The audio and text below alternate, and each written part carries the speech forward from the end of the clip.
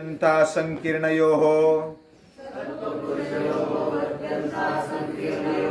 प्रत्ययाविशेषो भोगः परार्थत्वात् स्वार्थसंयमात् पुरुषज्ञानम् सत्वपुरुषयोः अत्यंता संकीर्णयोः प्रत्ययाविशेषो भोगः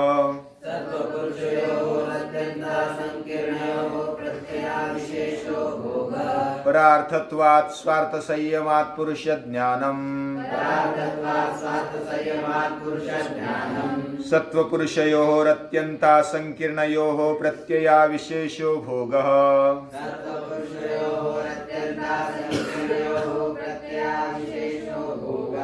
परार्थत्वात् स्वार्थसंयमात् पुरुषज्ञानम् सत्वपुरुषयोः अत्यंता संकीर्णयोः प्रत्ययाविशेषो भोगः परार्थत्वात् स्वार्थसंयमात् पुरुषज्ञानम् सत्वपुरुषयोः अत्यंता संकीर्णयोः प्रत्ययाविशेषो भोगः परार्थत्वात् स्वार्थसंयमात् पुरुषज्ञानम्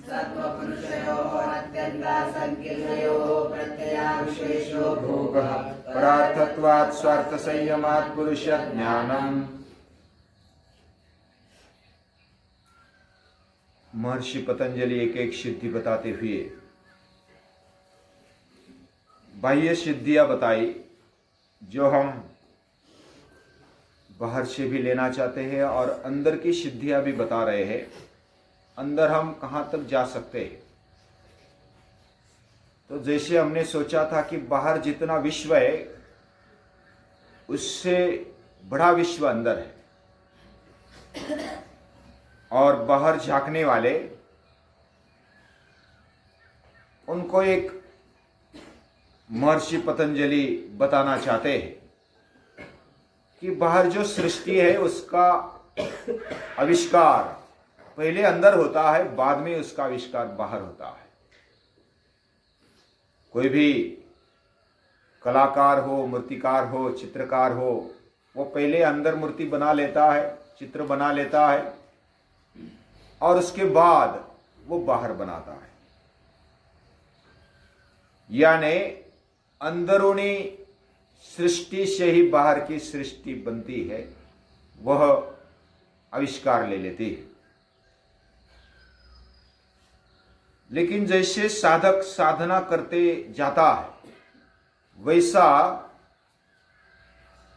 उसकी दृष्टि, उसके इंद्रिय बाहर की ओर न जाते हुए अंदर की ओर मुड़ते हैं और प्रत्याहार के बाद फिर वो धीरे धीरे उसका जीवन प्रकाशमय होता है, जीवन विकास होते जाता है।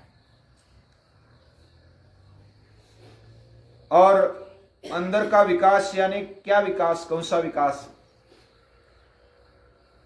तो अंतःकरण शुद्धि हो जाती है, होते जाती है। जैसे जैसे वो योग साधना करता है वैसे वैसे अंतःकरण की शुद्धि होती जाती है, मन की शुद्धि, बुद्धि की शुद्धि, चित्त और अहंकार की शुद्धि होते जाती है। और वो शुद्ध अंतःकरण को सत्व शुद्धि बोला जाता है। सत्व यानी अंतःकरण का जो सात्विक भाग है, वो मूल उसका जो भाग है वो शुद्ध और स्वच्छ होता है और वो उजागर हो जाता है। जो सत्व है यानी कि शुद्ध अंतःकरण और पुरुष यानी आत्मशक्ति, आत्मशक्ति और अंतःकरण, शुद्ध अंतःकरण सत्व पुरुषयोः अत्यंता संकीर्णयोः, उनका जो संकीर्ण और असंकीर्ण यानी पूरा अभिन्न ऐसा जो संयोग है, यानी अंतःकरण और आत्मशक्ति हमें दूसरे नहीं लगते हैं, वो एक ही लगते हैं। ये जो उसका संयोग है, ये संयोग उसका अविशेष प्रत्यय, अभिन्न ऐसा साक्षात्कार, वो भोग है। यानी हमारा अंतःकरण और आत्मशक्ति को एक समझना और उसको अभिन्न मानना, यही भोग है। यानी मैं भोग भोग रहा हूं, मैं खा रहा हूं, मैं पी रहा हूं, मैं ये कर रहा हूं। अभी उसमें पहले तो जब दोनों एक दूसरे के साथ अभिन्न होते हैं, यानी कि दूसरा समझते ही नहीं है, तब मैं श्रीमंत हूं, मैं गरीब हूं, मैं होशियार हूं, मैं विद्वान हूं, मैं अधिकारी हूं, ये जो स्फुरन है वह तभी होता है जब अंतःकरण और आत्मशक्ति का पूरा एक रूपत्व है। यानी मेरे साथ कोई उपाधि जुड़ जाती है और मैं और आत्मशक्ति एक रूप हम मानते, तब तक ऐसा स्फुरन होता रहता है और वही भोग है। और ये जो सत्व है, यानी कि अंतःकरण, वह जब अशुद्ध होता है तो उसमें अलग अलग वृत्तियां होती है, बुरी वृत्तियां होती है। और जब शुद्ध होते होते उसमें शुद्ध वृत्तियां जन्म लेती है। जैसे हमने पहले परिणाम देखा, यानी निरोध परिणाम। निरोध परिणाम में पहले जो दुष्ट संस्कार है, कुसंस्कार है, वो नष्ट होते हैं। वित्थान संस्कार का वो नष्ट होना या तो दब जाना, और अच्छे संस्कारों का, निरोध संस्कारों का उठ जाना। ये जो प्रक्रिया होती है ना, वह प्रक्रिया गलत विचारों से, गलत संस्कारों से हम अच्छे संस्कार की तरफ जाते हैं। यानी कि तमोगुण वाले जो काम, क्रोध, या तो मोह, आलस्य, प्रमाद, ये कम होते होते रजोगुण में आ जाते हैं। रजोगुण भी लोभ है, स्वार्थ है, फिर अलग अलग तरीके से भोग भोगने की वृत्ति है, वह भी कम होते जाती है। और उसके बाद सत्व गुण बढ़ता है, और अंतःकरण की शुद्धि होते होते सत्व गुण बढ़ते जाता है। लेकिन उसमें भी सुख की अपेक्षा है, शुद्ध सुख की अपेक्षा है, और इसलिए वो भी भोग में ही आता है। हमारा अंतःकरण शुद्ध है, हम अच्छे विचार करते हैं, हमें अच्छा आनंद मिलना चाहिए, सुख मिलना चाहिए, ये भी लगता है, वो भी अच्छी बात है, लेकिन वह भी भोग में आता है। और उसका प्रत्यय और अविशेष प्रत्यय, यानी विशेष प्रत्यय को, प्रत्यय यानी अनुभव या तो साक्षात्कार, और उसका जो प्रत्यय है वही भोग है। एक दूसरे को अभिन्न मानना, यानी हमारा मन, बुद्धि, चित्त, अहंकार, ये जो अंतःकरण है, उससे आत्मशक्ति भिन्न नहीं है, ऐसा मानते हुए जो भी हम करते हैं, जो भी हम पाते हैं, वो भोग है। और ये जो भोग है, कौन भोग रहा है? अभी हमने पहले देखा था, ये शरीर, इंद्रिय और अंतःकरण, ये सभी प्रकृति का आविष्कार है, प्रकृति है, और वो दृश्य है। दृश्य यानी जड़ है, मैटर है। अभी जड़ अपने लिए कुछ नहीं करता है, तो जड़ अपने लिए कुछ नहीं करता, वो दूसरों के लिए होता है। परार्थत्वात्, आगे जो शब्द दिया है परार्थत्वात्, ये सब जो दृश्य, या तो सृष्टि, या तो अंतःकरण, शरीर, इंद्रिया, जो भी कार्य करती है, जो भी कर्म करती है, वो परार्थत्वात्, वो किसके लिए करती है? वो आत्मशक्ति के लिए करती है, दृष्टा के लिए करती है। सभी दृश्य जो भी दिखता है वह दृष्टा के लिए करता है। आईना अपने लिए कुछ करता है क्या? आईना सिर्फ दिखाता है, वो प्रतिबिंब दिखाता है।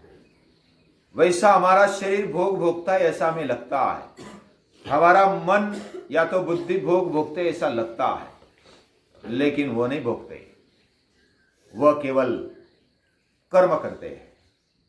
वह केवल भोगार्थ के लिए होता है।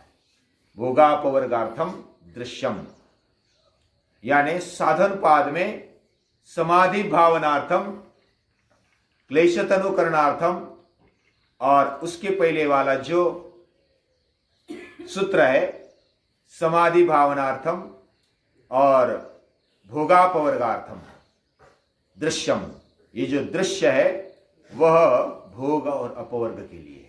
भोग यानी हम जो भोगते हैं, जो काम क्रोध वाला वृत्तियों से भरा हुआ, गलत वृत्तियों से भरा हुआ जो भोग है वो भी भोगते हैं, और जो सत्वगुण प्रधान जो भोग है वो भी भोगते हैं। ये दोनों भोग में ही आता है। और ये सभी भोग परार्थत्वात्, परार्थ के लिए है। पर यानी दूसरों के लिए, और दूसरा कौन? दृष्टा, दृष्टा के लिए। और स्वार्थ यानी जो आत्मशक्ति है उसको स्व अर्थ वाली, स्वभाव वाली, वह आत्मशक्ति है। और जब हम ये सभी वृत्तियां स्वार्थ में संयमित कर देते हैं, स्वार्थ में यानी आत्मशक्ति में संयमित कर देते हैं, स्वार्थ संयमात पुरुष ज्ञानम, आत्मशक्ति पर सभी हमारे जो भी कार्य है, जो भी कर्म है, वह सभी एक जगह पर उसको डाल देते हैं, उसको संयमित कर देते हैं, तो पुरुष ज्ञान हो जाता है। पुरुष ज्ञान यानी क्या? अभी इसको समझते हैं ना? हाँ, आप अगर बीच में प्रश्न है तो पूछा करो। हाँ, ये जो प्रक्रिया हम समझ लेंगे तो पता चलेगा कि हमारा जीवन किस लिए है। हम भोग भोगते हैं लेकिन खुद के लिए नहीं भोगते। नाक गंध लेता है तो किसके लिए लेता है? नाक अपने लिए लेता है। कान सुनते हैं तो किसके लिए सुनते हैं? आंख देखते हैं तो किसके लिए देखती है? जेब खाती है तो किसके लिए खाती है? और हम चलते हैं तो किसके लिए चलते हैं? हाथ काम करते हैं तो किसके लिए करते हैं?